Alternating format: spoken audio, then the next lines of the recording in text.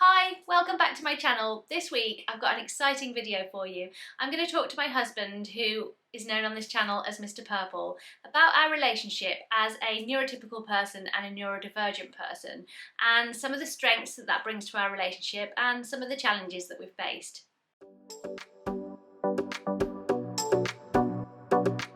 I'd like to introduce you to Mr. Purple. Hello everybody. We have been married for 21 years nearly. Yep. This year, and so I would consider that a great success. And I was diagnosed with autism 7 years ago, so I guess we'd already been married for, can you do maths? 14. For 14 years ahead of receiving that diagnosis, and then I was diagnosed with ADHD 2 years ago. So it's been a bit of a journey. Obviously I've always been autistic, but it's been a bit of a journey getting to the point where we are now. So I thought it would be useful to have a chat with Mr. Purple, because some of you out there might also have partners and find it useful to hear our perspective.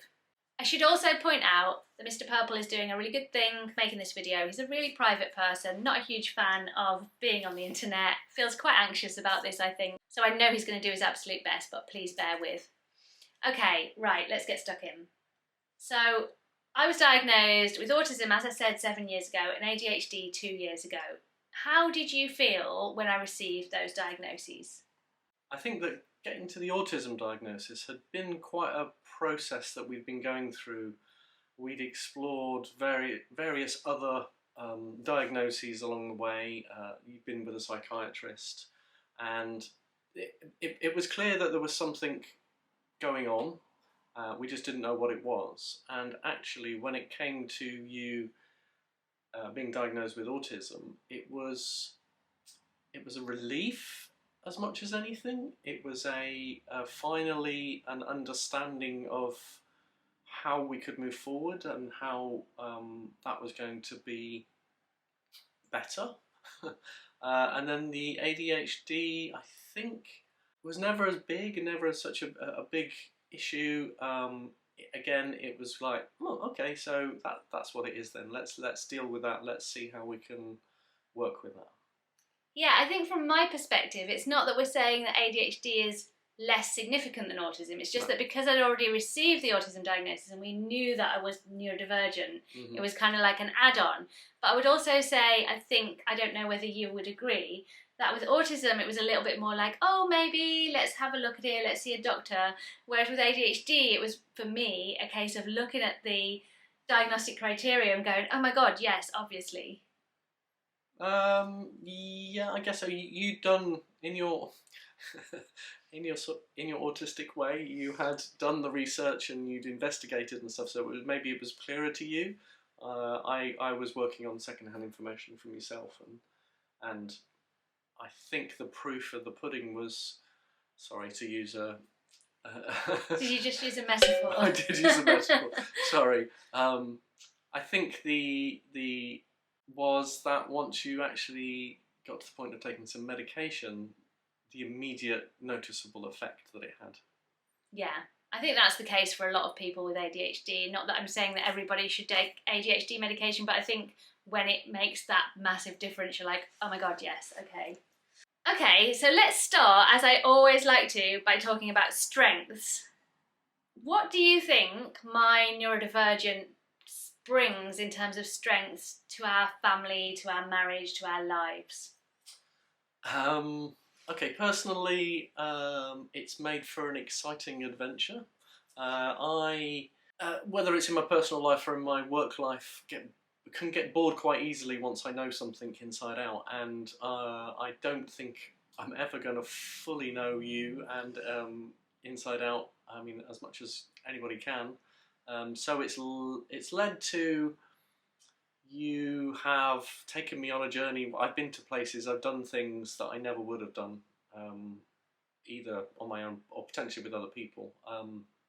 There's something about the way that you can get an idea into your head and won't let go, and then we end up suddenly we're in the Caribbean on a holiday, which I would never have chosen myself, but it was amazing. So that's a good example. Yeah, and I think that I've always admired the way that once you get an idea in your head and that's what you're focused on, that's what you do. And the example I give to people is, once you decided that you wanted to become a mother, that's what you wanted to do, and you became a mother, and you focused on being a mother, being the best mother you possibly could. Well, thank you. I think that as far as strengths go, in any relationship, it's about how you complement each other. Obviously, there are some things that I do that are strengths that you probably have gained from in the way that I've gained from your strengths, and it's that working together as a team that we seem to have done quite well all this time, and that the side of your autism that means that life's a bit more exciting and a bit more satisfying and a bit more fulfilling, probably balanced by my lack of wanting to do anything or go anywhere. I just think you're like quite a stable person, and I feel like you've compensated for a lot of the executive functioning challenges I have. So when we first got together, I found it very difficult to run a household budget or to plan meals or anything really that involved getting a task done. I was kind of living very much moment by moment, and so you've helped me to learn how to do those things. And I'm like in awe of your executive functioning, not just the fact that you get a lot of stuff done. Mr. Purple runs his own very successful business and, you know, obviously is very, very heavily involved in our family. But the fact that you do those things without getting stressed out, that's the bit that I get really amazed by, because I'm the sort of person that needs to have jobs on a to-do list that I can tick off and feel like I'm done. Whereas I know that you've always got this like never-ending to-do list that's just constantly ongoing, and you're having to kind of learn to prioritise and do certain things, and then being interrupted by stuff that I need or that our children need, and being able to take that in your stride and generally be quite unfazed by it, I think is, I mean, neurotypicals, you know, we shouldn't just look at their challenges, they also have some amazing strengths, right? Thank you. So let's move on to challenges, because every marriage, especially a 21-year-old marriage, has lived through its share of challenges. So what are the challenges, and how have you kind of supported me or overcome those challenges in our marriage on account of you being neurotypical and me being neurodivergent? I think that's a really interesting question, and possibly the hardest one for me to answer. I don't want to focus on your neurodivergence as the main challenge in our relationship. Any relationship has challenges, and I think just getting to know you, understand you, and be part of your life has been the challenge, as it should be in any long-term relationship. There are challenges, don't get me wrong. As mentioned, I run my own business, and learning to be able to keep running that and be interrupted or distracted or having to at the last minute change plans is possibly one of the bigger challenges. Alongside that are learning how to best, I'm going to use the word deal with, probably not the best choice of words, but deal with and understand the signs and symptoms of Ella's neurodivergence. So, for instance, trying to learn when Ella's starting to become overwhelmed and recognise what that is, and learning the best strategies to deal with that. Now, I'm by no means an expert in this, and I still make mistakes, but I think the challenge for me has been trying to think like a neurodivergent person in order to be able to understand you.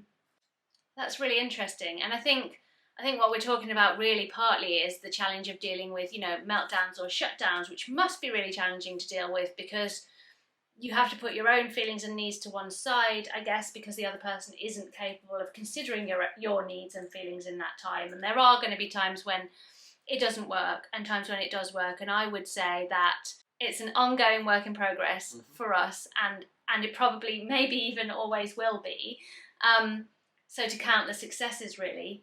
And I think another challenge for neurotypical people in relationship with an autistic person or a person with ADHD who maybe wasn't diagnosed young and wasn't supported appropriately is that we're all living with a certain level of trauma, right? Yeah. And I think that's been something, I think the early years of our relationship where we knew I was autistic, we did a lot of thinking about autism in terms of the diagnostic criteria and what could we do to manage the aspects of that were impacting me, like difficulty with change and needing a schedule and meltdowns. And then in the last couple of years, it's become about that still, but also in a way more about how is my trauma as someone who's been rejected a lot impacting me in a relationship with someone who I might feel could reject me.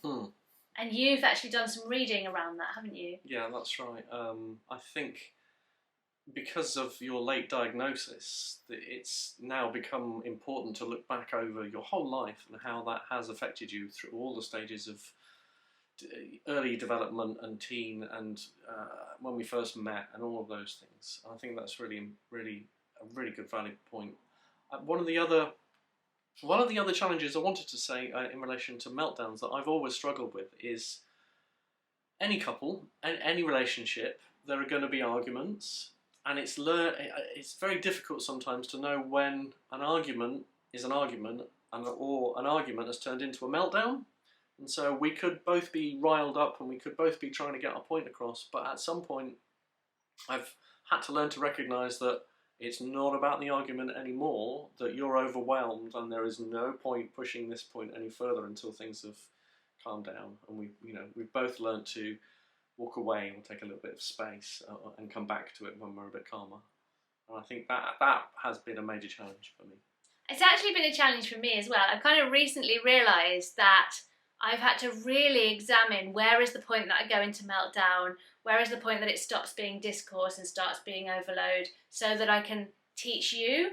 So that is one of the other challenges of dealing with meltdowns, is that I get diagnosed with autism and I'm immediately supposed to have enough self-awareness and knowledge to teach somebody else external to me what a meltdown looks like, when it happens and how to deal with it, when I don't really know that myself. Yeah. And I feel like we recently had a situation where we had an argument that turned into a meltdown, and it was a difficult period of time, but afterwards we had a really useful conversation, I thought, about at what point exactly did it become a meltdown. And because I've been doing so much learning and I have so much more self-awareness, I was able to say at this point, and I feel like that really helped your understanding of it. But to be able to do that immediately on receiving an autism diagnosis is really difficult. So I would urge couples in our situation, perhaps new to the diagnosis, to not try and run before you can walk, right? To sort of go, did I just use a metaphor? Is that a metaphor? Yeah. We're just throwing them in there today. To sort of kind of go, right, okay, let's not think, how do we deal with meltdowns in the perfect way, or how do we deal with shutdowns or overload or sensory distress? Instead to think, how do we learn about your experience of this common autistic challenge? Perhaps that might be like making notes or journaling or having lots of conversations about how that feels and how that experience was before trying to problem solve, because we tried to problem solve really early on, and then you would be going, but I did the things that you said to do and they absolutely didn't work, and now I feel really despondent and discouraged and I'm not sure I have the confidence to try different things, right? Absolutely, yeah. So that would be one of my tips, which moves us on nicely too. Have you got any tips for anybody who is neurotypical and maybe they've just found out their partner is autistic or has ADHD, or maybe they knew that from the get-go, but they're kind of, how can I do this? Okay, there are a number of different ones. There are some very practical things, learning that it's good to have some planning ahead. So we have a whiteboard in the house that everybody can see. We both put down all of the things that we're going to be doing that week and some of the things of the children, and at any time somebody can look at that and know what's going on that day or that week. The caveat with that, of course, is that things can change very quickly, and so you have to have a plan B or be prepared to change that schedule at the drop of a hat. Oh my goodness, metaphor number 3.